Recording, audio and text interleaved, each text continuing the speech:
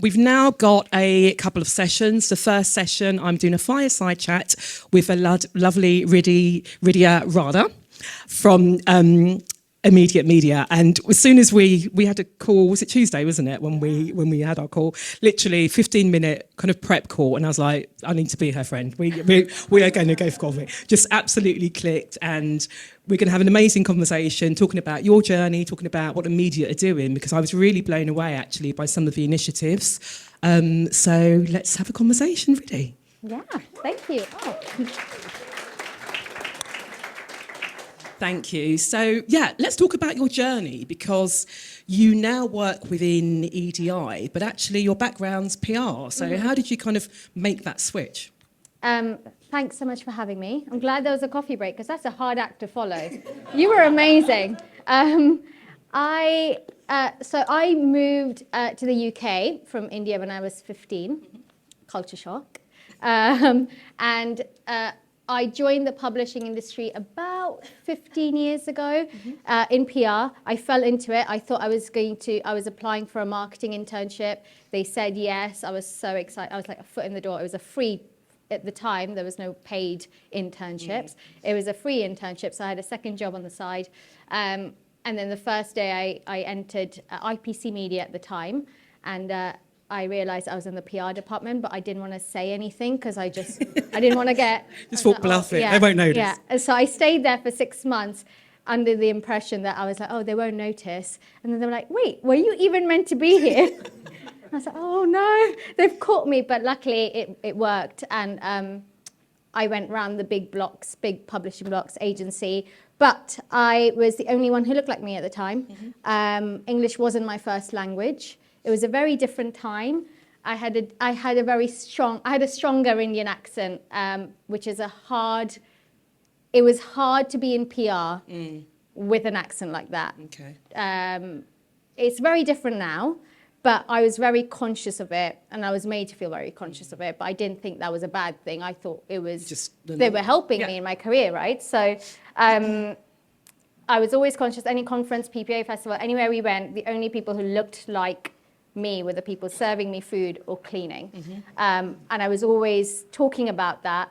And then when lockdown happened, and like every industry and every person, when the unfortunate death of George Floyd, was looking at themselves and trying to realize what was going on, I channeled my male partner's energy one night and emailed my CEO and my chief people officer about all the things that were going wrong at Immediate Media. Wow. In terms of ED&I. And then I pressed send, and I was like, great. Sit back and see what happens. Hand in your resignation. This is it. What have I done?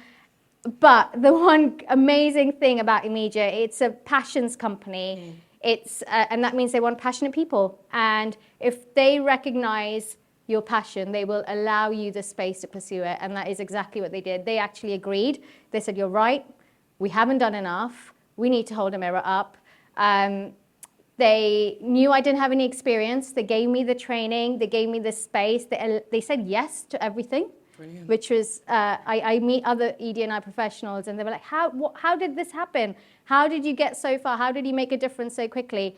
And I've been very lucky that I've had yeses from our board and from our leadership team for everything from, can we publish the ethnicity pay gap report? Yes. I didn't have to put a proposal together to say why. They got it. And that's been the best part. That also, I forgot the second part of the question. No, that's absolutely fine. So what are some of those yeses? You know, what are some of the work that you've implemented since you've been in this EDI role? I think it can be overwhelming when you start ED&I. There is so much to do, and I think there is no one-size-fits-all solution. And it's never ending. It's never going to be done, because ED&I is always about constantly challenging the status quo. And the only way it'll be done, I'm hoping, is when I get fired, or when there's no job left for me. When you've done everything, when I've done everything I could. No, but data is your best friend, and that's what we did. We did an audit to help us identify what gaps there are, and then to help us build that strategy. But that audit wasn't just it was an audit around processes, around plans, around policies, but it was an audit where it was focus groups, really talking to our people and letting our people define what ED&I means to them and what ED&I should mean for Immediate. And so I didn't tell them what ED&I means. You know, you have every company with the phrase of this is why we believe in ED&I and these are our pillars. But that phrase, that vision, that mission was created by our people. It wasn't created by me, by HR or by leadership team. And that was the best way to bring everyone along on the journey with us. They believed in it. And then we did inclusion with an eye training. So not unconscious bias. It was really looking at how they could impact inclusion. I really believe inclusion comes before diversity. You were saying that. You can bring all the diversity in, but if you haven't created that inclusive culture from the start, you're not going to retain that diverse talent. You're not going to make them feel like they belong. And then that is tokenistic. Yeah, because you haven't got the foundations, right? And it's not fair for them either. So that's how we started. And then our 4 pillars are around, and this is probably, most companies have similar pillars.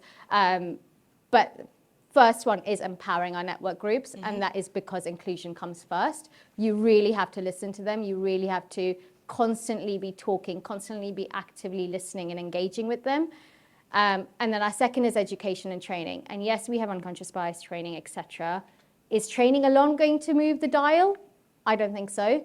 You need to be having shared lived experiences. And what does that look like? And that's whether we're doing panels, we're doing in conversations. We're actually talking about, yesterday we had our company all hands, and we talked about menopause and we talked about anxiety, but we made it part of our strategic business proposal. So yes, we talked about how we're performing financially, but then we're also talking about what's actually happening in people and culture.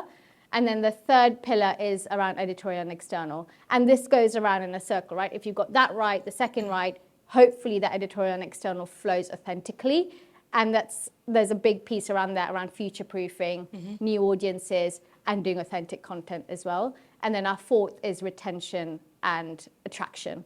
And the reason that's at the end is because you need to get all of this right. Foundations right. Get the foundations right. And then that has started to now come through.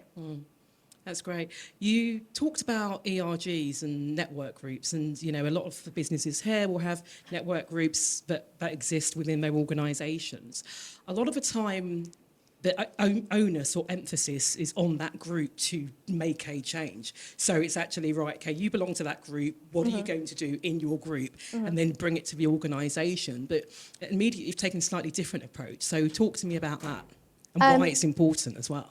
So before I started in my ED&I role, I was the chair of at the time it was BAME, now it's Multicultural at Immediate Network Group. And I think the mistake people make is that you don't have a dedicated person in your people team or in your ED&I team, or an ED&I person, and then all the onus is on minorities. All the action becomes to minority. Oh, we've got a problem, but you know what? Our minority network groups will help us solve it. That's not fair. They've already got a job that they're doing. So how are you getting them to do even more just to help your agenda for ED&I? So you do need a dedicated resource. You need to also take out ED&I outside of HR and make a leadership priority. Definitely. So each of our network groups have a leadership sponsor. ED&I is talked about during board meetings. There's data shared every quarter. There is strategies shared. It needs to come from the top, organisation, from the organisation. And the third is you have to involve them, and you have to give them the space, and you have to give them, you have to listen. And you know, they're the ones who pointed out, actually, our job ads, and this is so common in the publishing industry, they don't have salary. They do now when I joined an ED&I, but they never advertise salaries. And there's so much data that women, people from ethnic minority backgrounds and lower socioeconomic backgrounds sell themselves short. And because the question is, what are your expectations? And they put their range in, but they don't know what range is available. And they're obviously never gonna get offered the top range if they didn't put it in. And you're already starting from an inequity when you're talking about pay gaps. And so that's the first thing we did. They help us with our policies. They helped us with our family-friendly policies. They helped us enhance our packages. We introduced surrogacy and fertility leave. They helped us with our transitioning at work policy. So they actually have a say in what that policy looks like. You can't have employee network groups and not give them any empowerment. And I think that's the main difference. Yeah. And that's where a lot of companies go wrong, isn't it? Yeah. It's, as you say, empowering them, asking what those groups need, and then actually following it through as an organisation. Yeah. And you've got is it 40% of your staff are involved in one of the network groups? Yeah, Do you think that's why you've got such a member or an ally? I mean, it wasn't always 40%. Yeah. But when they saw some of the work that the groups were doing, they realised, actually, I have a say, and I do want to make... And it happened at all life stages of the employee cycle, right? I've joined. I do want to look at a pay gap. I do want to look at family planning. I do want to make it. I want a better package. I want a better support package. So some of them joined because of what's in it for me. Yeah. Some of them joined because it was a support group. It was a great way to meet other people. It was a great way to get support outside of your managers or your HR. Your day-to-day job. Day-to-day job. It was actually, because we launched them during lockdown and everyone was so isolated, working from their living rooms, especially new starters, that was a great way for them to meet other people and get to know the culture. And that became our culture during lockdown. That culture piece is important, and the panel that we've got next, we're going to talk a lot about culture and employee culture, workplace culture. But when we were talking again, you were talking about the importance of role models. So give me a bit of insight around that, or give the audience a bit of insight around that, and how it's helped within the organisation. So we are nowhere near perfect. We're very honest. We have no people of colour on our board, and role modelling is so, so, so important. And I know it's already been mentioned around coaches of colour. You saw the stats, and what you can't be what you can't see sometimes. And it's important internally, it's important externally. You need to look at it from a future-proofing your industry point of view. So externally, you need to look at your audiences are going to be different from now, in 5 years' time. Like when you think about, I think there's a big stat, 30% of the global population in 5 years' time is going to be Muslim. Yeah. How are you catering for that audience now? How are you preparing your work now to be ready in 5 years' time? So like with BBC Good Food, what we did was when we started this role, we identified the gaps within our content and we did an inclusion content audit. And we realized it's food, right? Food brings people together. Your diverse communities, the first thing that we all connect on is food. How could we not we celebrated Christmas and Easter and Pancake Day. There wasn't that much on Diwali or Eid or Rosh Hashanah. How could we not be celebrating? They're very quick wins. So we did build our content around that. We gained new audiences. 2 years later, we're now #1 on Google for all religious recipes. We gained new diverse communities and audiences to our brand. And we can now, 2 years ago, no one knew that Tesco would have a TV ad for Ramadan in 2023. But now we're in a position to pitch for that commercial business as well. And so really understanding how you can future-proof that industry, but then internally as well, how are you bringing diverse thinking and innovation into your spaces. It's come to a point where I now can no longer hear, oh, we're trying, but we can't find any diverse hires. It's out there. And the audience piece is really important, right? Because ultimately it's about revenue and it's about, publishers in the room. It's like, right, if you don't do this, audiences, we were talking earlier, Radio Times, going to celebrate 100 years. My grandma used to always had a copy of a Radio Times.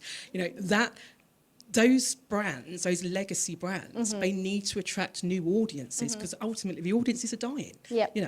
So if they don't move with the times, if they don't shape the content to attract younger, more diverse audiences, they won't exist. Yep. So there's that financial element to it as well, isn't there? Yeah, absolutely. I always say at work, internally, we always say there's 5 generations in the workplace for the first time. And so we try and personalize all our journeys so that each generation learns differently, speaks differently, talks differently, and their sense of belonging is very different. So we try and speak to each generation in their own way and understand what does actually being authentic to your coming to work, bringing your authentic self means for each generation. And that's the same for when you're talking about content as well. There's 5 generations consuming your content.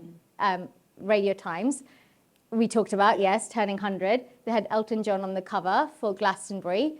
People attending, when you watched on BBC, people attending Glastonbury looked very different to the subscribers of Radio Times. But they wouldn't have known that there was this amazing, brilliant interview with Elton John on the cover. But how are we making that content accessible to different generations? Where is that content sitting? How are we looking at bringing that content to those different audiences? We've gone off on a tangent as well, sorry. That's okay. I'll bring us back. So we've talked about representation. We've talked about some of the great work that the media are doing. But as you said, you haven't got that ethnic representation at board level yet. You recently published it wasn't recent, but you have published not just your pay gap report, but your ethnicity gap report. And you are, I think, one of the only only publisher to have done that. So why was that so important? Because you went one step beyond, because not everyone's doing that. Why is that so important? A few reasons. I think first is trust. You need to be creating the trust. You're asking your people to do a lot. You need to meet them in the middle, and you need to be building the trust with them. You need to be transparent. Same as, would anyone now ask, but why are we publishing the gender pay gap report? It's literally the same reasons. But you're also holding yourselves accountable. I think really seeing the numbers on a report and saying we're publishing it out there, it's a little bit embarrassing sometimes. It's putting yourself out there to be scrutinised. The disparity on your diverse hires. Yeah. And that is holding everyone in the company accountable. Because the minute you see that, you're like, oh my God, I need to do something about it. And then you're putting commitments in place. It's also, you want to attract talent in an authentic way. You're telling them, yes, I know we don't have diverse people on our ethnically diverse people on our board, but we want to do something about it. We are serious about this. We have published our ethnicity pay gap. We're aware of what the gap is. We want to close it, and these are our commitments. Let's talk about targets. Controversial topic of targets, because again, you have put targets in place. So you've put targets in place for talking about seniority, you've put targets in place for female seniority and ethnic seniority by 2028. Now, why are targets important in that case, and are targets always needed for businesses? I agree. Targets is, I don't know how I feel about targets. I've been in companies, hired in companies where they had targets, and I did feel like a quota. And you don't want to make anyone feel like a quota. And that's why I think you can only have targets if you have an inclusive culture to start with. If you have a foundation where people don't ever feel like it. I also don't think you can have targets below a certain level because you don't have, at a senior level, it makes sense at the moment. We are very confident that we have a culture, inclusive culture, where we've built it for 2 years, and we're now in a place to put a target for senior people who have the confidence to come into a workplace, who know that they're there because of their work and not because it's a quota. I think we're also experimenting. It might not work for us, but we needed to try different ways because we weren't getting ethnically diverse people on our board. What are we doing wrong? Do we need to hold ourselves accountable to the point that we're actually putting some deadlines and some targets in place? And so we put the targets in place in March. We had a change on our board and leadership a few months later where we were recruiting. On our board before, we were 20% women. We're now 40% women. And our target was to be 50-50 by 2028, so we're almost there. Almost there already. We haven't made a progress on ethnically diverse. We are at we're at 5%, and our target is to be at 20%. But if I can see that it's already happening with, in the case of gender diversity, I'm positive, I'm confident, and I think what that target has helped us do is that we're asking for a gender and ethnically balanced shortlist. So anytime that we're going to recruitment agencies or we're recruiting, we will only, it will take a long time. You won't get a quick hire, but we have to make sure that we have. You're going out to seek that talent. Yeah. I'm conscious we've got a panel coming up, so I just wanted to kind of put it out to see if there's any questions, because we could just sit here chatting for ages. Any questions from the audience at all? No? Oh, Richard. Yeah, just on that last point about targets and the targets you have in place for 2028, culturally within the existing board, what do you sense is the narrative about those targets, should they be succeeded and gone beyond? Is the conversation at the moment around what they consider an ideal balance, or is it a minimum threshold? That's kind of what I'm trying to understand. In terms of ethnically diverse, that's our minimum. In terms of gender, we haven't had that conversation yet. 50-50, I think, at the moment is the right balance.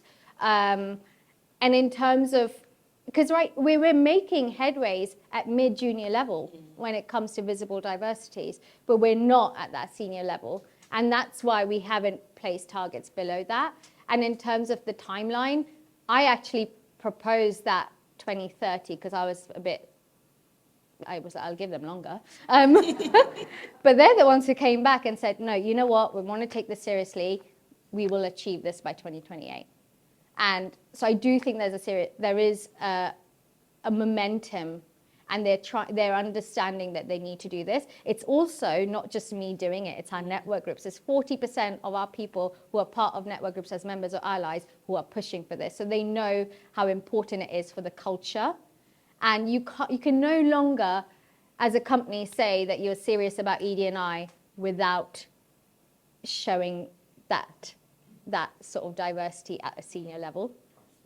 Because I do think that, for me, then that is, you actually want to say you want a diverse... entry level and but not let in... Yeah, you want to be, you have the appearance of, yes, we do want a diverse and inclusive culture, but you don't... As long as it's at a level. Yes, exactly. Yeah, completely.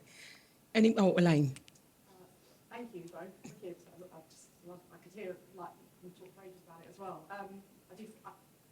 My question was, it sounds like you've done loads. I'm a fan of targets. I think we have revenue targets, and we make sure that our clients don't feel tokenistic in delivering them ads.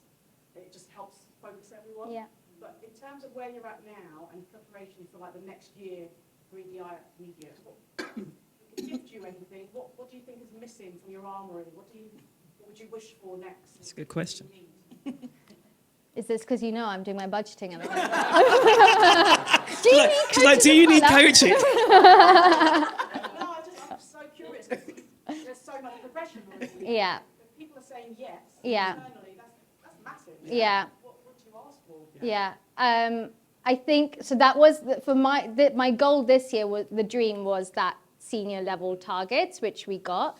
For next year, I have this, I wish I'd got a slide now, but I had this idea that I needed 2 years to create a foundation and to create the culture of belonging and inclusivity, and getting everyone from your mailroom person through to your CEO understanding why ED&I is important. I think we're there. We've done data, we've done engagement surveys, we're getting the responses. But I think the next stage is around looking at, and I think there's someone from Creative Equals here because I've stolen the quote from them, is looking at return on inclusion and looking at growth through inclusion. Because then you're really looking at how you're answering to your business strategy as well, and making people understand, ED&I is a nice thing to have. There is so much that we haven't even covered in terms of growth and commercial and diverse communities who are so underserved at the moment. And that's, for me, next year, that's where I want to go. I want to continue the foundation as well, and I want to look at and that I know we've talked about this already, is, yeah, we have a mentorship program in place. We're doing diverse hires. But for me, it's that development at the moment. And I do think that we're missing the progression part internally. So how are we progressing our... And I know we've talked about gender and ethnic diversity today, but I'm not just talking about visible diversities, invisible diversities as well. And what's that progression plan? Because I don't think we've looked at L&D through an inclusion lens. And I think that's the next stage for us. And also neurodiversity, because that's a huge, and I know we haven't got to this, but data, honestly, is your best friend with ED&I. And we realized when we started this, we looked at our data and we realized, actually, our menopausal generation is the fastest growing. So what are we doing about that at Immediate? And so we created all of this supportive work, policies, groups, benefits around menopause. But now we're looking at it and we've actually realized there's a huge increase in people identifying as neurodiverse. Whether they've been working there for 7 to 10 years, but they're now coming to us and saying, actually, I am neurodiverse, what support's available? And so that is something that we're looking at, and that's literally next month. And Matt, just a couple of quick things on that data piece. You've got a question as well. We'll see, we're going to be over ages. On that data piece, you're right, because there isn't a one-size-fits-all, and we were saying this earlier, and it's going to come up again in the next panel. You have to look at your organisation, the people within your organisation when you're going into this. You can't just say, right, okay, we're going to create these groups, or we're going to... Because it has to be right for the organisation where it is, and then as people are coming in, where the organisation wants to be. Yeah. Sorry, last thing I wanted to quickly talk to you about was the inclusive culture that you're building at Immediate isn't just around, different groups. When you're talking to me about the AI Day, I think it would just be useful to give the audience some insight into that and just how, what you do across the organisation. We had an AI, we had a summer of AI learning and an AI hackathon. We ended it with an AI hackathon last week. And that was, it's so huge what's happening around AI. And if we don't, people who don't learn about it and they don't embrace it and there's a fear, if you don't do it, you will be left behind. And that's exactly what happened with the digital revolution and with the internet, with social media. And we wanted to make sure that, again, like I said, it didn't matter where you were in the company. And we did. We had our mailroom manager, we had our facilities manager. They were all part of our summer of learning. They were all part of our hackathon. They learned about AI. There needs to be an equity. And whether you are going to be working at Immediate, whether you're going to be working in editorial, whether you're going to be wherever you're working, we wanted to make sure that they had the skills in place, and then they can go and take it somewhere else. But they needed the basic knowledge. Otherwise, there's a fear, and we don't want anyone to be left behind. And they all took part in the hackathon. You could submit, no matter who you were, you could submit a project that you were. It was a bit like The Apprentice. We had 2 days, and we submitted our project 3 weeks before. We all got teams. We had 1 day to work on it and create something, and then half a day to perfect a pitch. And we had 90 seconds to do a pitch. There was a vote. There were 3 public votes, and then the winner got investment in their product. But actually, a lot of the products are now going to get investment as well. But that was just around AI. But we do different themes as well. It's the fact that you have it's not just a department. It's not just for digital or for sales. It's literally everyone within the organisation. You've got a question, but I think we better go to panel. Thank you. I was really inspired to hear that you had no experience when you entered the role that you currently hold. And where did you go for training? You said that your company said yes. Where did you turn to get the training you needed, and how did you find it? I went to Inclusive Employers. It was really good, but also it was actually my industry peers. So they, like Hurst, Bauer, they all have head of ED&Is, and I met all of them through the PPA steering group, and they've honestly been the biggest support for me. The only way you can make you can move the dial in ED&I is that you have to work together, you have to support each other, no matter if you're a competitor or not, and that's, we've all worked together to try and do this. Hurst, like, okay, you did the ethnicity pay gap, how did you do it, what did you do, let me do, and And that's been the biggest learning for me and biggest support.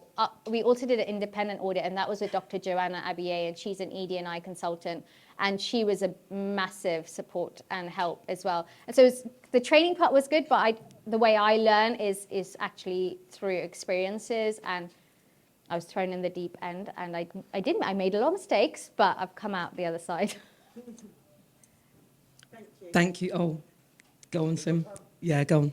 I'm saying yes. So you're clearly in a place where the leaders are on board and everything. Yeah. So with some of your peers at other places where they're maybe not, Mm. have you got any tips? By the way, I just want to say I work with Metrics, they're lovely. but just for people who are in places where the leaders are Yeah. have you seen any success stories from them? What do they do? Yeah. How do you communicate it? I mean, there are some projects that took a while. I got a yes, not a yes straight away, and that honestly is the commercial stats. And when you're talking to your leaders and your board, there are people who read things in different ways, and they know it's the right thing to do, but to make it a priority, they need to understand why it's important for the business strategy, and they need to understand why it needs to be part of the strategy. And so I think that's where I've seen success, is when you're linking it back to your goals, your business mission, and so they can see that connection and they can see why it should be a priority. Because everyone knows it's the right thing to do. Everyone knew before George Floyd it was the right thing to do, but it just kept going down the priority list. And so I think, and that's also where your network groups come in, because I use them to push the agenda. And because I'm like, it's not just me saying it, this is what people want. The organisation. You need to ask the direct, open questions in your surveys, and you will see what people want. Right. Ridhi, that's amazing. Thank you so much. Thank you.